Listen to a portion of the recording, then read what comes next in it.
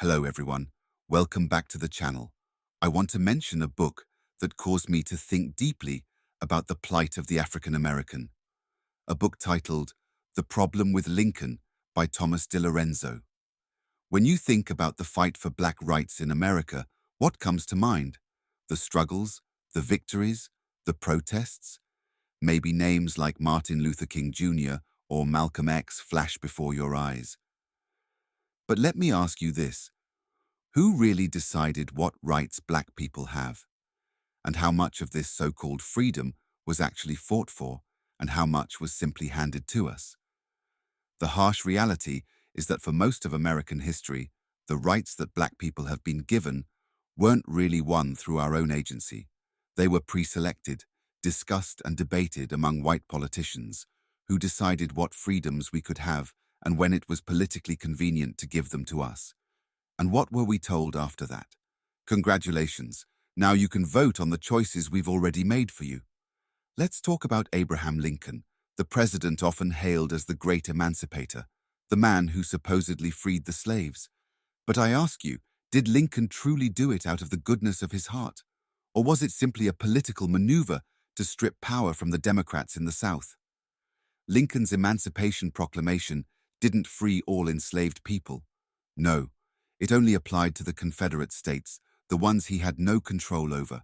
Border states that were loyal to the Union, where slavery was still legal, were untouched. That wasn't an act of liberation. That was strategy.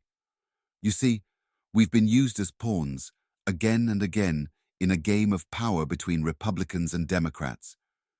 In the aftermath of the Civil War, Reconstruction seemed like a victory for African Americans.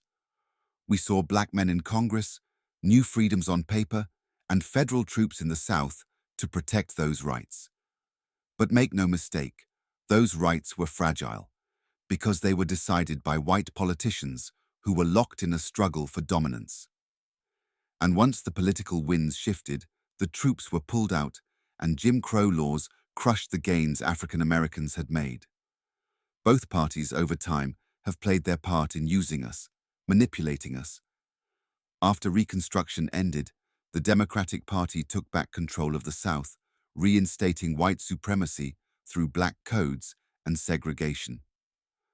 The Republican Party, on the other hand, which had originally freed the slaves, gradually stopped fighting for our selected rights when it no longer served their political agenda. Fast forward to the 20th century, when the civil rights movement was in full swing. Again, we hear stories of triumph: Brown vs. Board, the Civil Rights Act, the Voting Rights Act. But take a closer look. Who passed these laws? Not because they believed in the inherent humanity of black people, but because the political landscape forced them to. White politicians, Republicans and Democrats alike, argued and debated over which rights they would allow us to have and when. After centuries of oppression, when we were finally given the right to vote, we were presented with a pre-selected menu of rights to choose from. But the options were limited, and the outcome always benefited those in power. Think about it. When it came time to decide what kind of rights we'd have, did they ask us? Did they ever genuinely involve black Americans in deciding how this country should treat us? Or were we just handed a set of freedoms they decided we were ready for? The hard truth is that neither party, Republicans nor Democrats, has ever truly sided with black people. We've been tools in their political games, weapons in their struggle for power. We've been played by both sides, used to secure political victories and maintain the balance of power. The rights we think we fought for were often handed to us by white politicians who were more interested in their own gains than in our true freedom.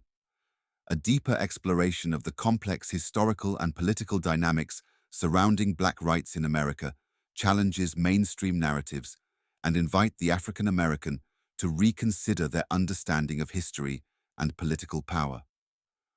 I invite you to reflect on these issues and share your thoughts in the comments below. Thank you for watching, and as always, stay curious and keep questioning.